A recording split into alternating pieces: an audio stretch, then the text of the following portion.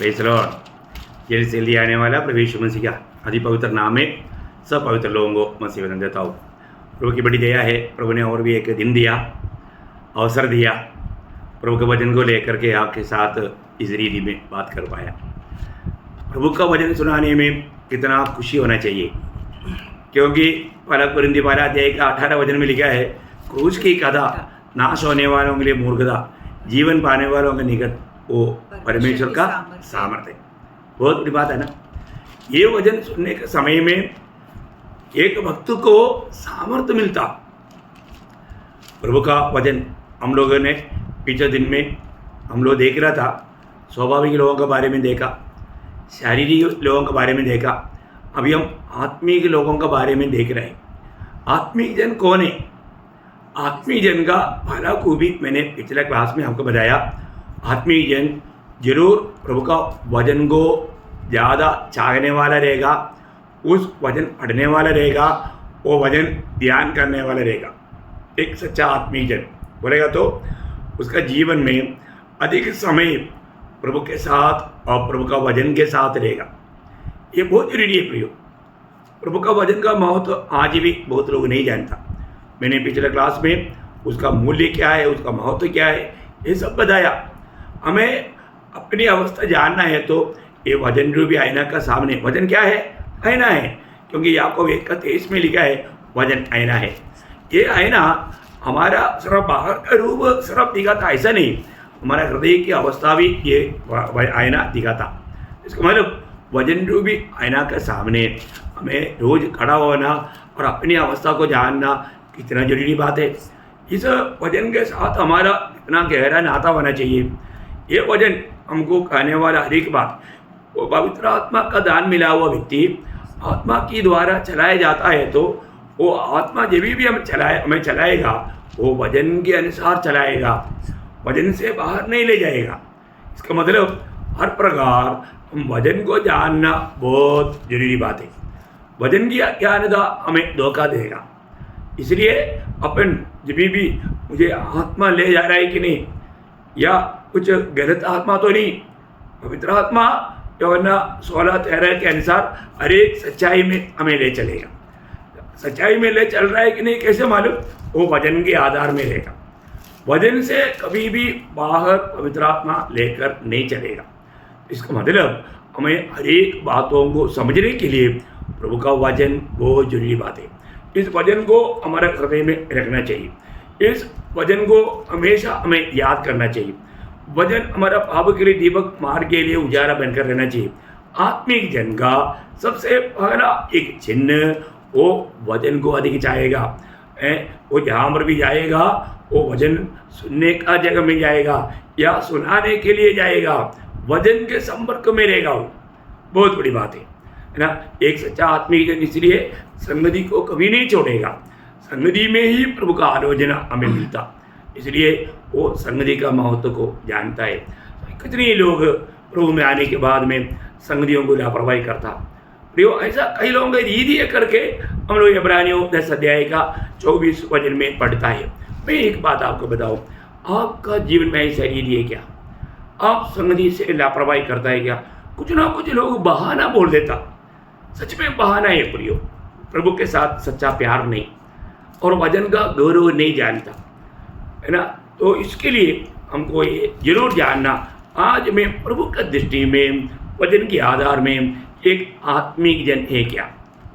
आत्मिक जन पहला बात अपने अच्छी तरह समझ गया, प्रभु का वचन पर वो बना रहने वाला है, वो वचन को दिन रात मनन करने वाला है, वो हर प्रकार तृप्ति का जीवन बिताने वाला है। आज मैं आपको दूसरा बात, एक आत्मिक जन का दूसरा बात बताना चाहूँगा, वो है हमारे में मसीह का मन रहेगा।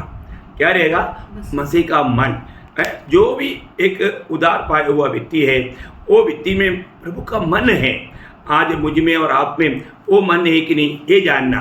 पहला कुरिन्थी 2 अध्याय उसका 16 वचन का भी पाठ। परंतु हमें तो मसीह का मन है। हाँ, देखा, परंतु हमारे में जो मसीह का मन है क्या? यीशु मसीह का मन कैसा है, ये बात को हमें जानना। यीशु मसीह के मन हमारे में होना। प्रियो, अगर ऐसा मन ना रखते हुए जीवन बिताना हमारे लिए सबसे बड़ा धोखा है।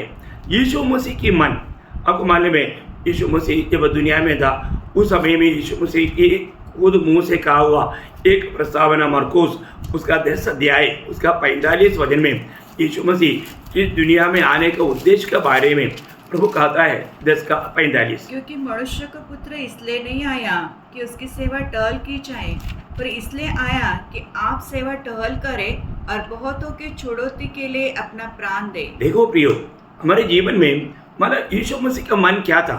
दूसरे की सेवा करना, दूसरे का सेवा करना।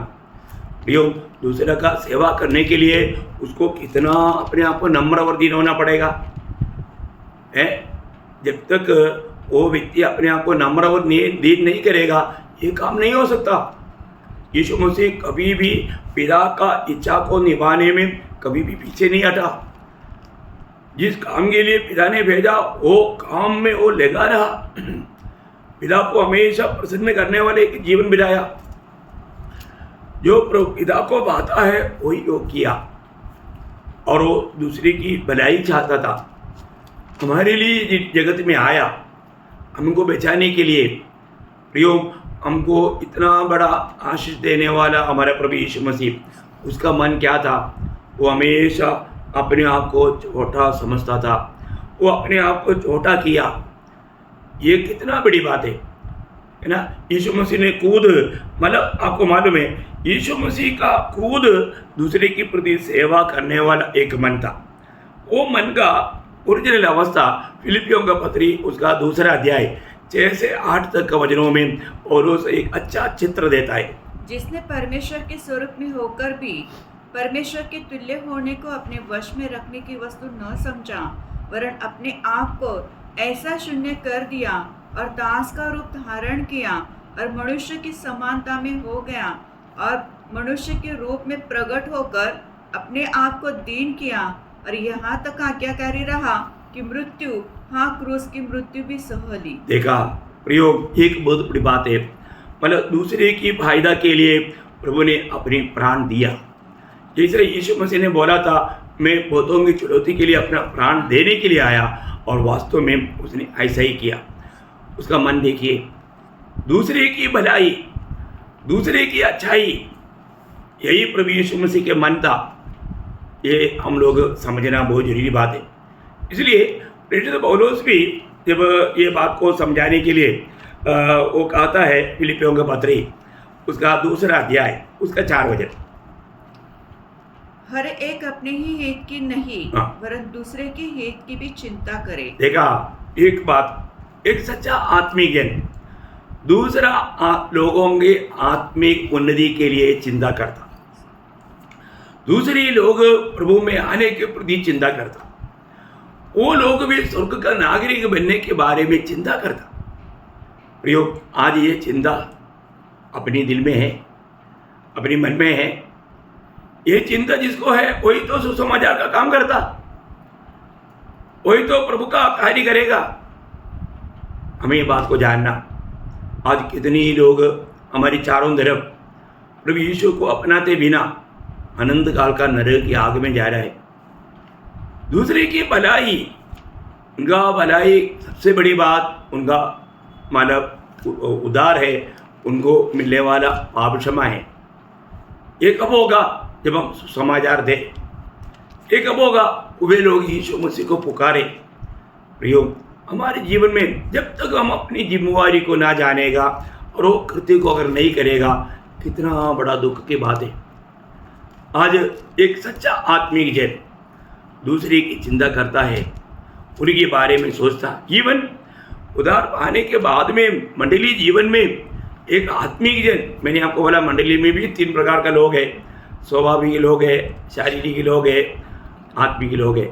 आत्मिक लोगों का काम है शारीरिक लोगों को भी प्रभु में बढ़ाए, और जो स्वाभाविक लोग हैं उनको प्रभु में जीते।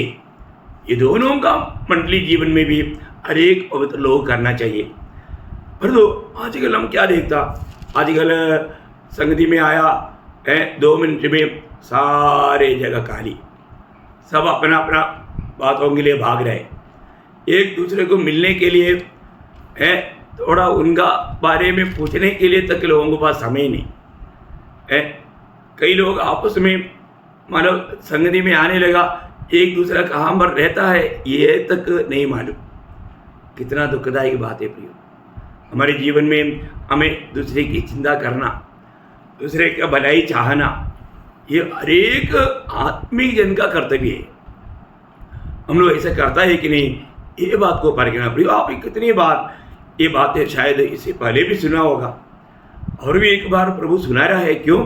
क्योंकि आप ये काम करता है कि नहीं, अपने आप को परखो। प्रेरित पौलुस और एक जगह पर जब पहला कोरिन्थी उसका 10 अध्याय उसका 24 वचन पढ़ना।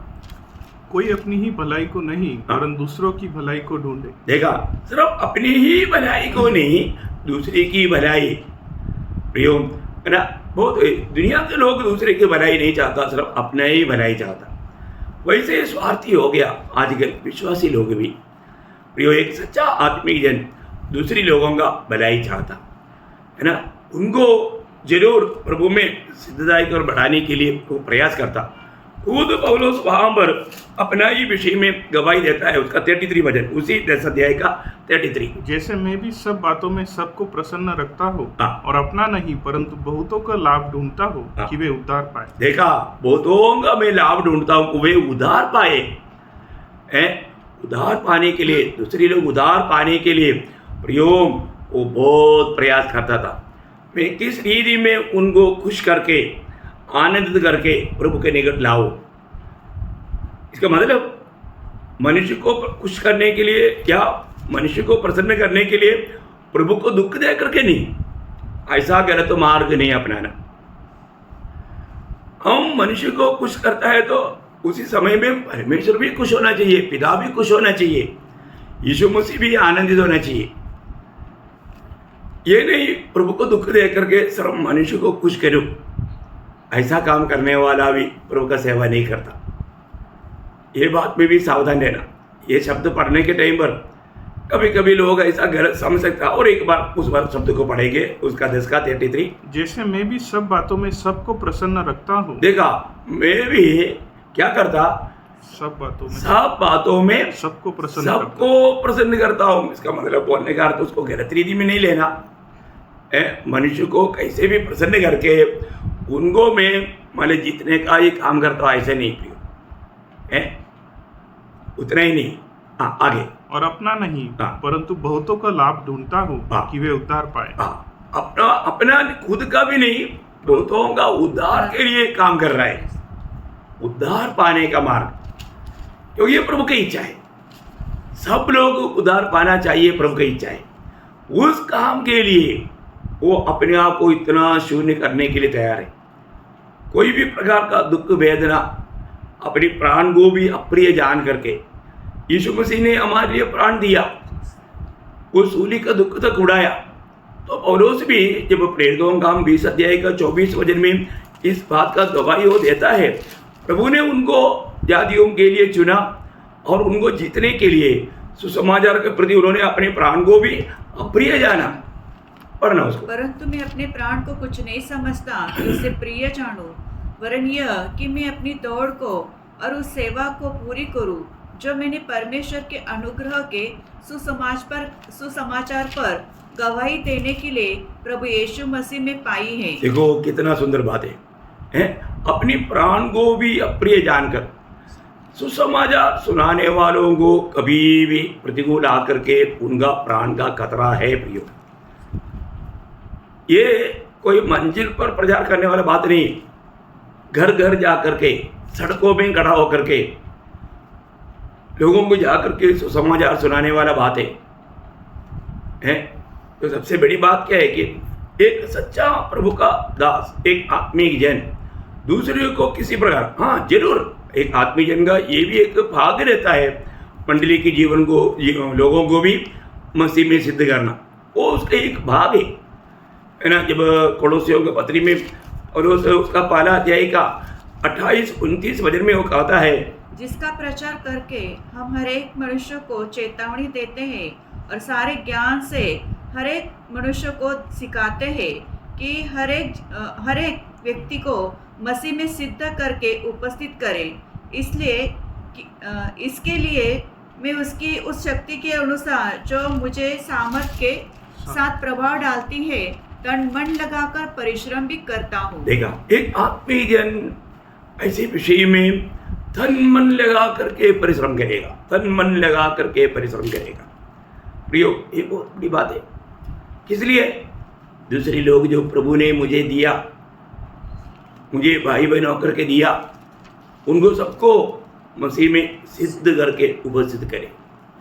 उस दिन प्रभु के न्यायासन के सामने उस पर दोष ना लगाए जाए, वे लोग भी भले और विश्वास योग्य करके प्रभु से पुकार सुन पाए, उस प्रकार उन्हें सिद्धता कर बढ़ाना एक सच्चा आत्मिक जन का कर्तव्य है। प्रियो, उसके लिए वो प्रभु ने दिया हुआ सामर्थ के अनुसार वो पूरा दिल से वो काम करेगा।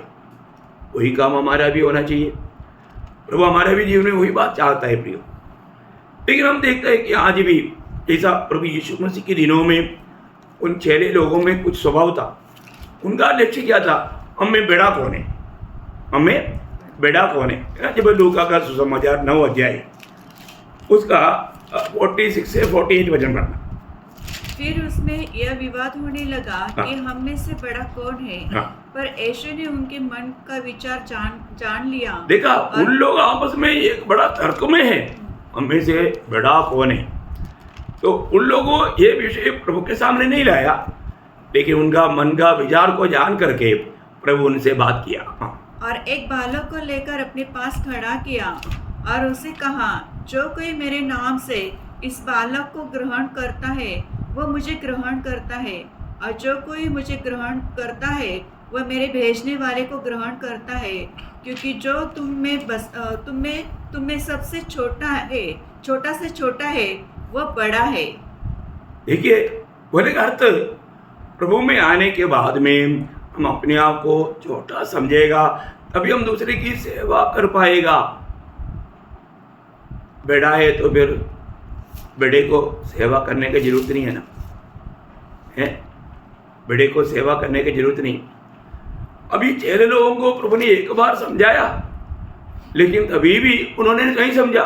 बाद में भी उनके बीच में यही तर्क हुआ। वो बात उसी लूका 22 अध्याय उसका 24 से 27 वचन पढ़ना। उनमें यह वाद विवाद भी हुआ कि उनमें से कौन बड़ा समझा जाता है। उसने उनसे कहा, अन्य जातियों के राजा उन पर प्रभुता करते हैं, और जो उन पर अधिकार रखते हैं वे उपकारक कहलाते हैं। परंतु तुम ऐसे न होना, वरन जो तुम में बड़ा है वह छोटे के समान, और जो प्रधान है वह सेवक के समान बने। क्योंकि बड़ा कौन है, वह जो भोजन पर बैठा है या वह जो सेवा करता है? क्या वह नहीं जो भोजन पर बैठा है? परंतु मैं तुम्हारे बीच में सेवक के समान हूँ। देखा, यीशु मसीह अपने जीवन को उनको दृष्टांत में रख करके प्रयोग कहता है। हाँ, देखिए, प्रभु यीशु मसीह की उस मनोभावना, यीशु मसीह की मन कैसे था प्रियो? वो अपने आप को सबसे छोटा करके दूसरी की सेवा किया। आप देखिए, और जो 6 लोग होंगे आपस में उनका चिंता, उसकी भावना क्या था? है, हम में से कौन बड़ा है? मैं बड़ा बनूं करके आपस में बड़ा वाद विवाद है। अरे को कहने के लिए बहुत कुछ है, लेकिन मैं एक बात आपको बताना चाहता हूँ। आज दुनिया में ऐसी संगठनाओं के बीच में यही बात नहीं चल रहा है प्रियो? उनमें से एक भी शायद स्वर्ग में होंगे कि नहीं, वो उद्धार पाया है कि नहीं, ये भी सिर्फ प्रभु को मालूम। तो सबसे बड़ी बात है, प्रभु यीशु मसीह हमें जो दिया हुआ, यीशु मसीह ने, और एक बार आपको मालूम है, सबका पाप धोया ना। यूहन्ना का सुसमाचार उसका 13 अध्याय में ना, उसका 13-14 वचन में प्रभु उनको खाने वाले एक शब्द आप थोड़ा ध्यान से सुनिए। तुम मुझे गुरु और प्रभु कहते हो, और ठीक ही कहते हो, क्योंकि मैं वही हूँ। यदि मैंने प्रभु और गुरु होकर तुम्हारे पाँव धोए, तो तुम्हें भी एक दूसरे के पाँव धोना चाहिए। देखिए, प्रभु यीशु मसीह उसके आगे भी पढ़ा, क्योंकि मैंने तुम्हें नमूना दिया है। नमूना दिखाया। प्रभु सिर्फ मुंह से बोला ऐसा नहीं, प्रभु ने उनको नमूना दिखाया। प्रियो, सबसे बड़ी बात है, आपको मालूम है, ये बात यहूदियों का एक रीति रिवाज था। वो जब भी कोई गेस्ट आता है तो उस घर का एक गुलाम जा करके वो गेस्ट का पाप धोते हैं। अभी आप देखिए यहाँ हमारे यीशु मसीह अपनी सब चेहरों का पाप एक गुलाम के रूप में धोया है ना, वो अपने आप को एक गुलाम बनाया। यीशु मसीह कालवरी सूली पर पिता की आज्ञाकारिता में उस राबिद मृत्यु भी सहा। प्रियो, हम उस गुरु का, उस प्रभु का हम चेले हैं है ना। हमारे जीवन में हमारा भावना क्या होना चाहिए है? मैं आज प्रभु को प्रसन्न करने वाला मार्ग में है क्या? यदि मैं अभी भी मतलब सिर्फ मनुष्य को खुश करके मनुष्य से तारीफ पाना चाहता है तो इससे बड़ा धोखा कुछ भी नहीं है ना। पौलुस मानो बार बार खाने वाले एक शब्द है, गलातियों उसका पहला अध्याय उसका 10 वचन, गलातियों पहला अध्याय उसका 10 वचन। अब मैं क्या मनुष्यों को मानता हूँ या परमेश्वर को? क्या मैं मनुष्यों को प्रसन्न करना चाहता हूँ? यदि मैं अब तक मनुष्यों को ही प्रसन्न करता रहता तो मसीह का दास न होता। देखा, सिर्फ मनुष्य को प्रसन्न करके मनुष्य के सामने तारीफ पाना चाहता है। आज अधिकतर सेवकों का उद्देश्य वही है, मनुष्य से वो तारीफ चाहता, मनुष्य को खुश करना चाहता। प्रियो, ये दुनिया से मिलने वाला सारे बढ़ाईपन की बात स्वर्ग में कोई मूल्य का नहीं, क्योंकि यीशु मसीह ने खुद लूका 16:15 की बी पाठ में बोला, जो मनुष्य के सामने श्रेष्ठ है वो परमेश्वर की दृष्टि में घृणित है। पढ़ना उसको। क्योंकि जो वस्तु मनुष्य की दृष्टि में महान है वह परमेश्वर के निकट घृणित है। प्रियो, हम लोग ये बात को जानना, मैं आज एक काम करता है तो कैसा काम करता है? सही प्रकार प्रभु को महिमा देने वाला काम करता है क्या? एक सच्चा प्रभु का भक्त हर काम प्रभु को प्रसन्न करके करेगा, प्रभु ने बताया वो मार्ग में करेगा। कोई बात कोलोसियों को लिखने के टाइम पर, कोलोसियों का पत्र 3 अध्याय उसका 22 से 24 वचन में, हे सेवकों, जो शरीर के अनुसार तुम्हारे स्वामी है, सब बातों में उनकी आज्ञा का पालन करो, मनुष्य को प्रसन्न करने वालों के समान दिखाने के लिए नहीं। देखा, मनुष्य को प्रसन्न करने वाला क्या करता? दिखावा करता, डोगी बना, सिर्फ एक अभिनय है। प्रियो, आज भी कितनी लोगों का भक्ति ऐसा है, बहुत दिखावा करके फिर उनका मन गवाही देता है। यीशु मसीह ने हमें दिया हुआ वो आदर्श लोगों को नहीं। थोड़ा भी कुछ तकलीफ कष्ट के बात आ गया तो लोग अपना असली रूप दिखाता, कितना दुख लगता है। प्रियो, हमें एक गुलाम होकर के कैसा प्रभु का भक्ति करना है, प्रभु का सेवा करना, प्रभु को कैसा प्रसन्न करना, दिखावा नहीं प्रियो। वो तो मनुष्य को धोखा देने वाला बात है, मनुष्य से प्रशंसा पाने वाला बात है, पर उसमें प्रभु के सामने कुछ भी मूल्य नहीं। और आगे, परंतु मन की सीधाई और परमेश्वर के भय से। हाँ, प्रभु के भक्ति जो भी करता है ना, मन की सीधाई और प्रभु का भय मानकर जो कुछ तुम करते हो तन मन से करो। तन मन से। देखा, कई लोग तन मन से समिति में तक आता है, खींच काच करके आता है, धक्का परेड, धक्का मारेगा तो आगे आएगा। कई लोगों को आमंत्रण देना पड़ता। प्रियो, आत्मिक जन को कुछ आमंत्रण की जरूरत नहीं, वो जरूर उनको रुकावट बहुत होगा तो भी दूसरे से प्रार्थना विनती मांगेगा, वो कैसे भी आएगा, उनको इससे बढ़कर के आनंद कुछ भी नहीं। पर आज बहुत लोग आत्मीय जीवन देखेगा तो वो तन मन से नहीं करता। गवाही दो प्रियो, आप सच में गवाही दो कि मैं प्रभु को तन मन से सेवा करता हूँ। सच्चा गवाही देना, झूठा गवाही देगा तो वो सजा खाएगा। बहुत लोग झूठा गवाही देता, तो इसलिए अपने को तन मन से प्रभु का सेवा करो।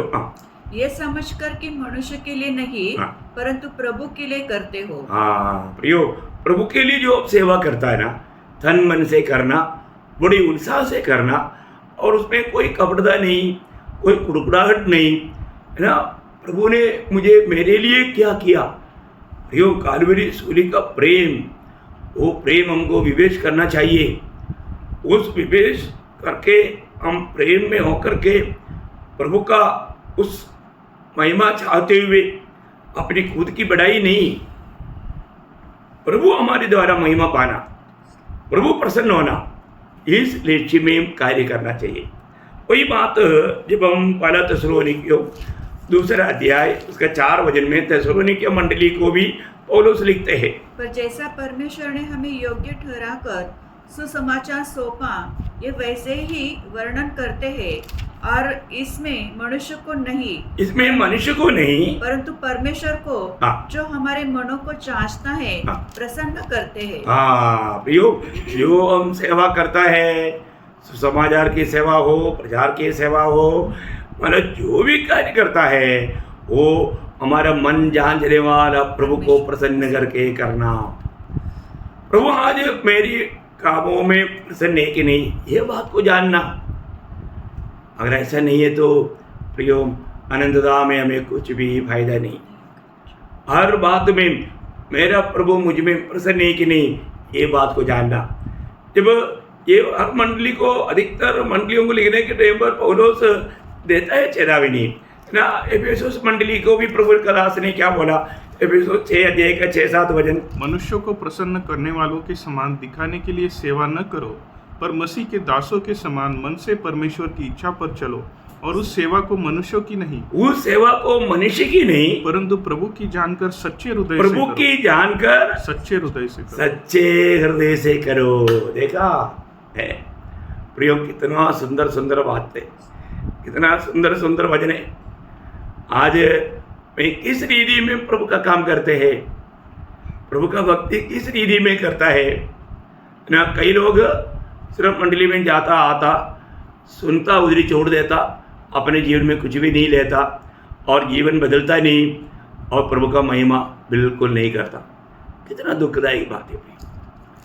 मंडली जीवन में आपका जिम्मेवारी है प्रियो। यदि आपने वो जिम्मेवारी नहीं जाना, वो जिम्मेवारी नहीं लिया, कितनी बार मंडली में अपनी जिम्मेवारियों को समझाया गया, लेकिन कितने लोग उस बात को करता है। लोग बात करने के लिए तैयार नहीं, वो मानने के लिए तैयार नहीं। प्रियो, हृदयपूर्वक सच्चा दिल से प्रभु का महिमा मेरे जीवन से होना चाहिए, चाहत रहते हुए करना प्रियो, करना। इवन हम कुछ करता है तो हम कभी भी घमंडी नहीं होना प्रियो।